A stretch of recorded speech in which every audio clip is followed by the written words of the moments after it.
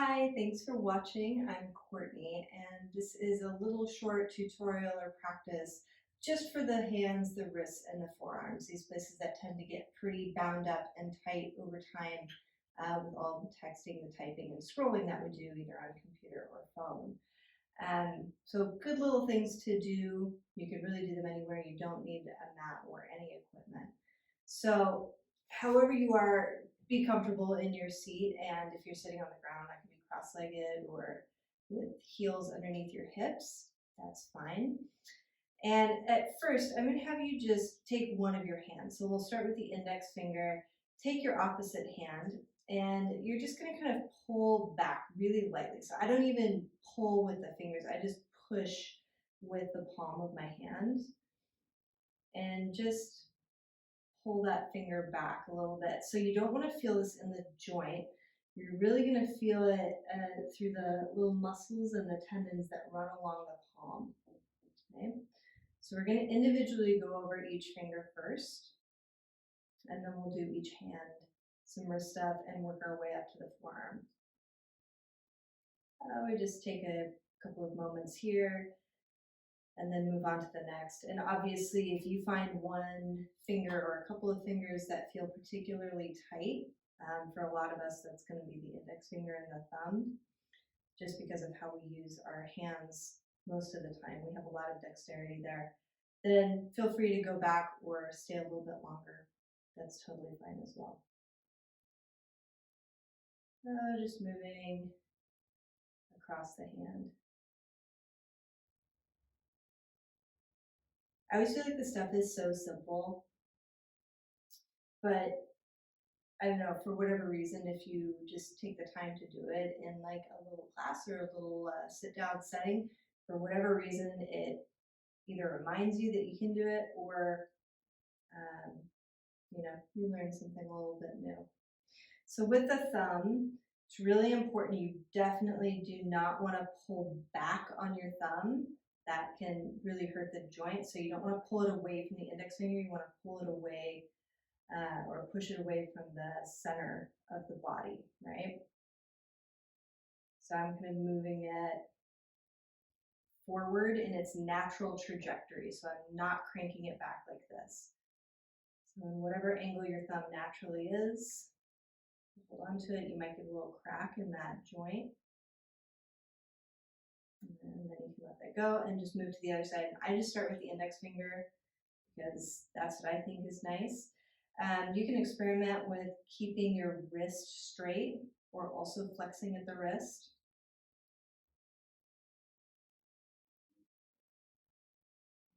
You'll notice that your dominant hand definitely has more tension, just a little bit more use in it. If you're ambidextrous, then good for you. I don't think anybody actually is. In the way that they really use both hands totally evenly. All right. This is obviously my non-dominant hand because I am able to not only, I have a little more range of motion here, but there's no point in overstretching. So again, with your thumb in the natural angle that it lies, right? You want to push it in that angle. So not away from the index finger.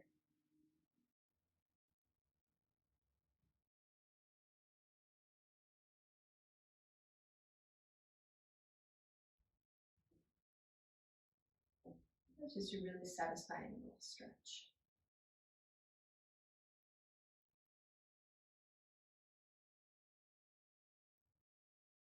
All right, pretty simple. So go ahead and interlace your fingers when you're done with that. Flip your palms, reach through your arms. You might even feel this through the upper back if you press your hands forward. Let the shoulder blades broaden on the back. Pull your head back a little, get a nice little neck stretch. And then we'll go ahead and let that go. So come on the hands and knees now. I'm going to turn sideways so that you can see this. So one hand at a time. You want both of your wrists right underneath your shoulders with your palms spread out. And middle finger is actually pointed towards the top edge of the mat or straight away from your wrist. All right, so really slowly we're going to pull up just on one. So your thumb will lift away from the ground pretty quickly. And now you're stretching the base of all four of those main fingers, right? So we'll just rock a little bit side to side. This is also so good if you are a guitar player, if you're a piano player. Somebody might be a harpist. I'm not sure if that's the right word.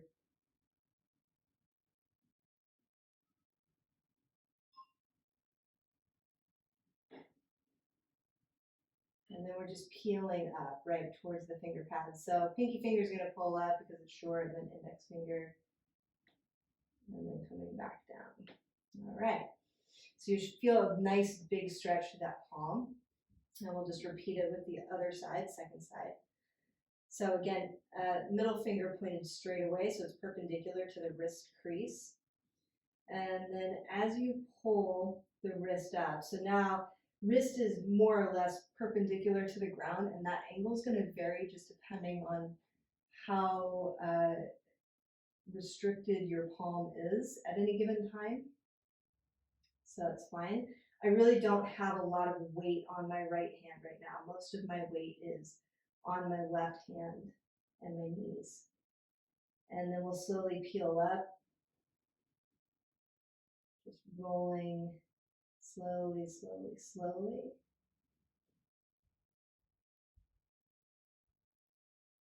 And pinky will come up, index finger, fourth finger, and then slowly coming all the way down.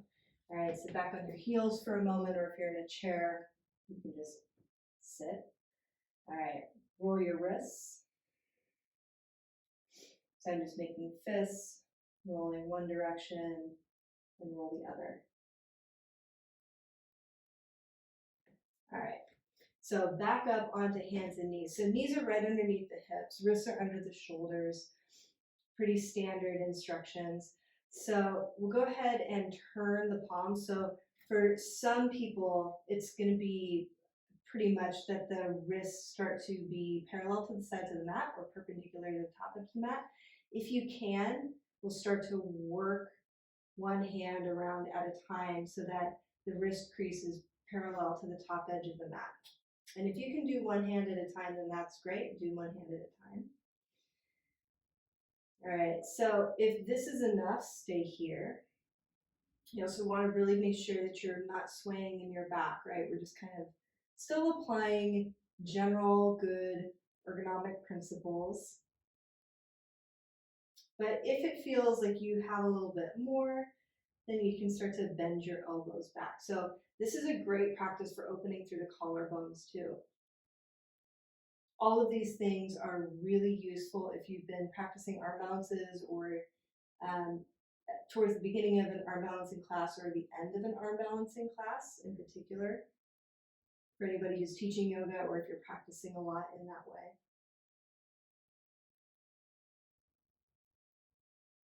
And then gently release. I don't think it's useful to stay anywhere for too long. We'll go ahead and turn one hand around at a time. And then we'll do the opposite. So we're going to flip our wrist. So now I'm coming to the top side of the hand, and just make sure that that wrist crease stays right underneath the shoulder so you don't have too steep of an angle. Right? And let's just do one at a time. You certainly can't flip both wrists at the same time if you feel comfortable doing that. I think that it tends to get a little bit intense.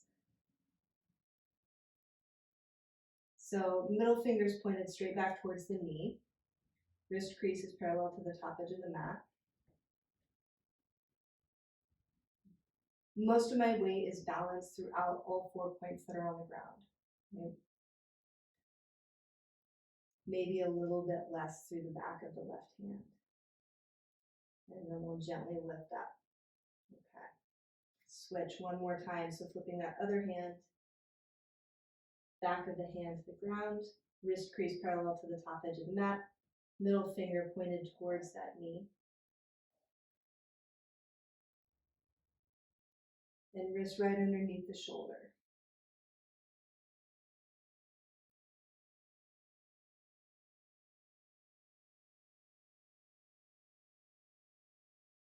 All right, one more breath here. Again, we don't need to stay too long. This is also really good stuff to do if you are climbing, which is a little cold right now to climb. Everything in the gym world is closed for the most part, so maybe you're not doing that as much, but there are some climbers out there. And flip your hands. All right, and once again, we'll sit back. You're gonna interlace your fingers, and this time, just roll side to side. And you can flip that.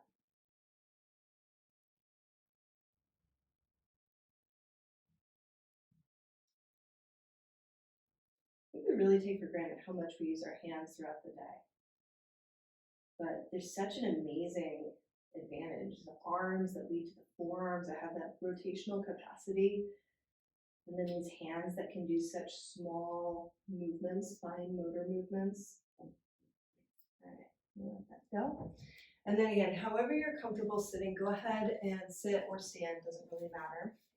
So turn your hands so that it's more or less facing down to the ground with your arm extended a little out in front of you. You'll take your thumb and you're going to hold on to the outer edge of your wrist, okay? That's going to put your thumb right on this set of muscles that runs in between the two bones of the forearm, okay? So I'd like you to take your thumb pad and we're just going to trace up. If you find anything tender along the way, then feel free to pause. You can also do this obviously with a little massage oil, would be nice. But when you start making your way towards the elbow crease, you are probably going to find some pretty tender spots. There's also usually some pretty tender spots where there's some muscle, there are multiple muscles in here. So this is where one muscle ends, the belly of another muscle is sitting right there.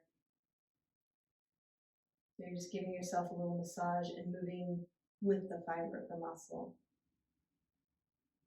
Right. And as you get up towards that elbow, you might notice something pretty tender just below the crease. Anywhere you want to, feel free, again, pause, do a little wiggle with that thumb.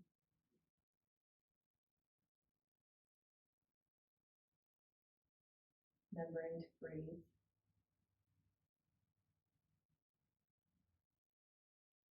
All right, and then letting that go. And then we'll switch sides. So again, holding on to the outer edge side of the wrist, taking the thumb, just the thumb pad, and you're just tracing the muscles that move between those two bones of the forearm that give this great capacity, right, to flip the wrist.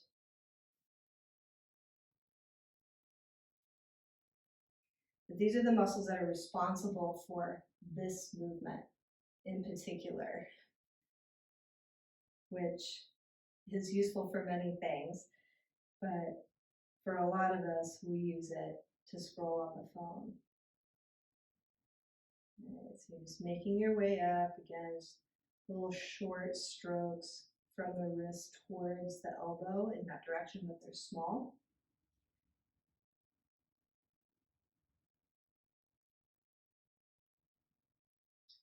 Anywhere you find that needs a little extra attention, just pause there. You might press a little deeper, you might give a little wiggle, feel out what's going on. We often think of the body in like the main big muscles, but there are so many layers of muscles, so many layers of tissue and fascia that run through the body and overlap and tie together. So sometimes where those things meet, things get a little exciting. And by exciting, I mean kind of painful. All right, so just working your way up. I honestly think it's much better to do something regularly with shorter interval, like a shorter time spent on it, but more frequently when it comes to the body than sitting here for like the next 30 minutes and pressing on one spot. So if you can remember to do this maybe while you're watching TV, maybe while you're in bed, taking a bath, if you get the chance to do that, or before or after practice, these are good things to do. All right. Let that go. One more time, just reach your arms out. Little wrist rolls, side to side, forward and back. Great. All right, you can let your arms release. Give your shoulders a roll up and back. Shoulders a roll forward and down. Perfect. All right, I hope that serves you well and that you have a great rest of your day. Thanks so much.